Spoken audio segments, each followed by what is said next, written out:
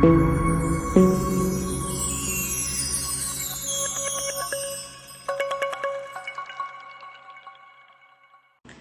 Nós vamos falar sobre as emoções e essa relação que ela tem com as nossas dores de coluna, né? Aquelas dores que não são traumáticas, né? Que elas acontecem, que elas começam a surgir, né? Quem nunca, né, teve uma dor nas costas, né? E nós vamos fazer então essa relação para vocês. Eu sou Fernanda, sou fisioterapeuta, formada há 17 anos, né?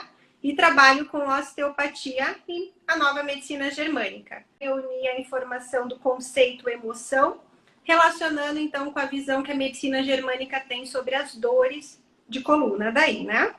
As pessoas, elas têm uma informação que a emoção é só um lado muito romântico, né? E não tem esse conhecimento do que, por exemplo, a sede, a fome, ela já é uma emoção justamente por essa quebra da fisiologia normal do nosso corpo, né? E quando nós falamos ali na medicina germânica, todos os nossos programas biológicos se formam justamente por uma fisiologia especial do corpo, gerado por uma emoção, que a gente fala que é o primeiro sentir biológico relacionado ali na psique, né? A emoção, ela vem, a gente na medicina germânica, como uma melhor resposta que o cérebro tem para encontrar na sobrevivência perante um período que ele sofreu, né? A gente desencadeia um programa biológico, né, que são as chamadas enfermidades e doenças, tem um evento inesperado e chocante. E esse primeiro sentir que a gente tem perante esse evento vai impactar uma área específica no nosso cérebro referente a esse tecido, a esse sentir, a essa emoção primária que a gente diz, né? E esse sentir que a gente fala é um sentir biológico, que ele pode ser aplicado a todo ser vivo, né? Porque também existem os conflitos psicobiológicos, né? Que são aí só nós humanos que conseguimos ter, porque a gente que vai conseguir interpretar de uma outra maneira. Mas falando num sentir biológico, é uma estratégia que o cérebro vai ter perante aquele evento como forma de sobreviver. Falando aqui em coluna, o que a gente pode linkar a isso, né? A gente vê que a gente vem de um tecido do mesoderma novo e Dr. Hammer, ele determina que para atingir esse tecido, né, que é um tecido embriológico que vai dar origem à nossa coluna vertebral, o sentir que tem que acontecer é um sentir de impotência / desvalorização. É aquele primeiro sentir que eu me sinto incapaz de fazer algo, ou aquele sentir que eu me submeto a fazer algo que eu não quero. Mas a submissão, ela também não é de todo mal. Por exemplo, se eu sou assaltada, eu preciso me submeter momentaneamente àquela situação como uma estratégia para eu sobreviver àquele assalto. E isso, um programa biológico vai reagir, vai finalizar. O problema está que nós ficamos nos submetendo ao que não queremos o tempo todo. E isso desencadeia esse programa biológico e vai refletir, então, numa parte da coluna. Porque a coluna, ela é bem específica, com cada região tem os seus conflitos específicos. Ela tem um conflito geral, porque é ela quem nos dá a estrutura do corpo, né?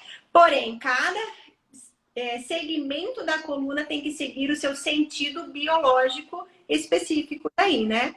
Então, a emoção, para nós, é justamente isso. É uma quebra dessa homeostase, dessa fisiologia normal, devido a um filtro, que é a minha percepção perante um evento inesperado, como forma de eu sobreviver àquela situação. E ela pode vir de forma ruim ou boa, porque o cérebro não vai saber identificar se aquilo é bom, se aquilo é ruim. Ele vai sobreviver àquela situação. As pessoas estão cada vez mais distanciando do seu próprio sentir, né? A verdade é essa. Então, elas acabam nem tendo essa percepção, né? Porque o que chega muito para mim no consultório é justamente isso. Essa questão do que eu travei do nada, né? E aí, eu como trabalhando com osteopatia, uma das minhas buscas pela medicina germânica foi justamente ter sempre que manipular a mesma vértebra do paciente de tempos em tempos. Você começa a fazer associações de por que aquela vértebra roda sempre em flexão e rotação para a direita, por exemplo. Né? Eu acho que sempre acreditei que tinha algo por trás disso. Aqui a gente considera, na medicina germânica, os casos onde não existe um trauma, né? São aquelas dores que simplesmente vão se adaptando e começando. Claro que quando você cai, é uma queda e a gente vai ter uma lesão de estrutural mecânica, né? E aí a gente tem que sempre estar relacionando aqui, falando um pouquinho da coluna. Por exemplo, a região cervical, ela está muito ligada, é sempre esse sentido de não se sentir capaz ou de se submeter, mas com uma relação muito intelectual, né? Então eu fico assim, na natureza, se a gente for ver um animal, quando ele se sente mais frágil perante o predador, o que ele faz? Ele abaixa o pescoço, como se estivesse mostrando ali aquela região para falar, eu não vou lutar, eu me submeto, eu não quero esse perigo para mim. Então, essa região cervical, ela está muito relacionada a essa submissão, né? Então, às vezes eu tô ali, não tô me submetendo ao meu chefe, mas eu não posso, é um perigo eu sair ou eu revidar, porque eu posso envolver outros conflitos aí, né? De me perder o emprego, passar fome, ficar sem dinheiro, enfim. E aí a pessoa vai se submetendo. Lembrando que sempre as dores, elas aparecem no momento em que você já deu uma resolvida no sistema. Por quê? Porque na hora do hiperestresse, você tá com sintomas. E aí, quando você relaxa, que em algum momento todo mundo relaxa, mesmo os hiperestressados, né? Algum momento vai relaxar, é a hora que o parasimpático entra em ação e os sintomas vão ali vir à toda. E esses sintomas, eles são diretamente proporcional à fase simpática que você passou, ao tamanho do hiperestresse que você passou. Não tem como você subir um morro e não descer da mesma altura, né? Então você vai receber os sintomas na mesma intensidade do hiperestresse que você passou aqui. Então a gente tem que... O que acontece? Por que ficam tendo recidivas? Porque eu me senti um pouco capaz por algum motivo, caio no parasimpático. Mas aí algo me faz sentir novamente incapaz. Porque a gente está sempre se autocobrando, querendo a questão da performance ali, né? Da alta performance, de estar sempre mais, e sempre se desvalorizando. Não dando valor a muitas coisas que nós já fazemos no nosso dia a dia e que são deixadas de lado daí também, né? Níveis metaméricos, né, das inervações, quando a gente fala de coluna torácica, ela tem muito essa relação também com os órgãos por conta desses níveis, que cada segmento vertebral vai sair uma terminação nervosa que vai fazer a inervação da musculatura estriada, esquelética, e de um órgão referente, né? Então, vamos pensar ali de T5 a T9, na região aqui das escápulas, né? Uma disfunção vertebral ali, aquela dor nessa região, nós podemos, então, associar a temática da coluna dorsal, que seria a desvalorização, com sentido de dominação, de não se expandir, de não ser livre, de ser incapaz, associado à contrariedade indigesta, que é a do estômago, a inervação simpática do nosso estômago. Então, a gente pode sempre estar relacionando a coluna dorsal com as vísceras por conta desses níveis metaméricos que a gente tem, né? E falando um pouquinho de lombar, lombar é a nossa base, né? Então, se a gente for olhar nossa coluna, a L3, ela é o ponto mais... que tem um ápice, assim, uma saliência maior, e é por onde passa todo o centro de gravidade, né? Então, o que é a minha base? O que eu fiz para eu perder? O que me desestabilizou? São sempre conflitos relacionados à lombar.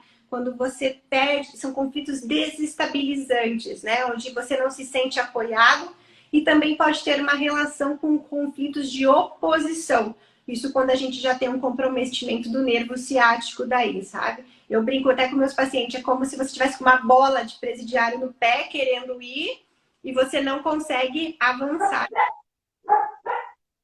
Acaba tendo um pouco dessas temáticas em relação às desvalorizações e impotências perante a coluna.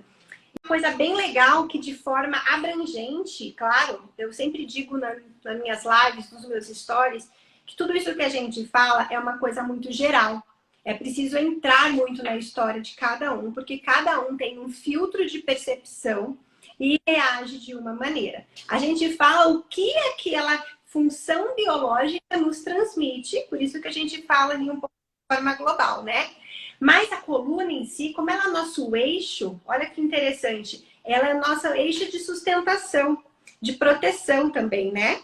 E quem faz isso na biologia é a figura paterna, né? Então a gente fala que a coluna ela tem essa energia mais masculina para proteger o ninho, que seria a figura materna e os filhos. Então a gente também pode considerar as dores de coluna como uma dificuldade com o pai, ou até mesmo uma superproteção. Porque uma superproteção também me gera um sentimento de ser incapaz. Porque enquanto filhote eu preciso da proteção, mas enquanto adulto não. A gente vai estar sempre trabalhando também essa temática, mas a gente vai sempre escutando as histórias e vai guiando para que a gente consiga, então, entender que filtro essa pessoa está usando para estar recebendo esse sintoma como resposta, né? E não quer dizer que é doente, ele está reparando todo o tecido que foi necrosado durante a fase do hiperestresse. Mexer no corpo melhora a mente, assim como mexer na mente melhora o corpo, né? E quando a gente tem um sintoma no corpo, é sinal que a mente está melhorando, né? Nessas questões de autodesvalorização, porque já estamos se ressignificando algumas situações. O problema é ficar muito tempo em balanço e se sentindo cada vez mais incapacitado, né? O cortisol é muito engraçado, né? Porque um dos medicamentos que a maioria que é indicado para as dores de coluna são os corticosteroides, certo? Para dar um pico simpático, né? Justamente para te tirar do parasimpático. É um cortisol sintético ali para quê? Para te pôr no simpático e te reduzir aqueles sintomas. E o que você está fazendo, então? Resolvendo? Oi. Não sou contra, mas a gente sempre tem que estar enxergando o que tem por trás desse sintoma. Isso que eu sempre falo e sempre friso. Enxergue, precisa reduzir os sintomas? Vamos reduzir, mas vamos entender por que eles estão ali, não só silenciar esses sintomas, né? Entender que você está nessa fase de parasimpática justamente porque você saiu desse hiperestresse, né? Muitas pessoas falam assim, do medo, né?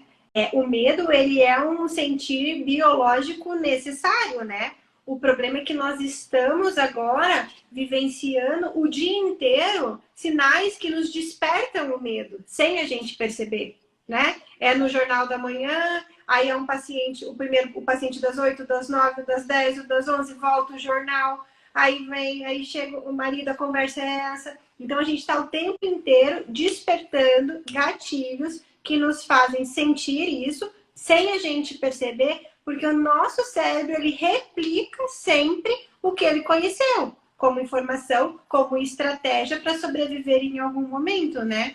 E aí eu sempre falo, às vezes, para meus pacientes, se afastar de um problema não é um sinal de fraqueza, muito pelo contrário, porque na natureza, se afastar de um predador feroz é uma estratégia muito inteligente de sobreviver.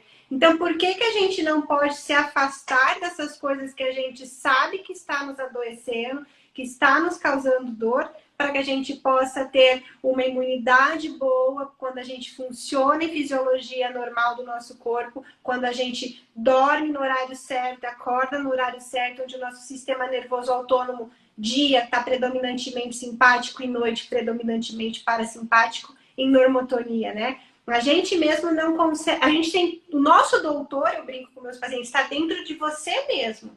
Você mesmo consegue todas as ferramentas para se ajudar. Eu estou aqui para te guiar em certas formas e com a osteopatia para te tirar do estágio de congelamento que em algum momento o cérebro interpretou como não mexer aquela região, né? Travar aquela região seria uma estratégia de sobrevivência. Então eu quebro esse congelamento, eu devolvo esse movimento para que teu cérebro interprete o quê?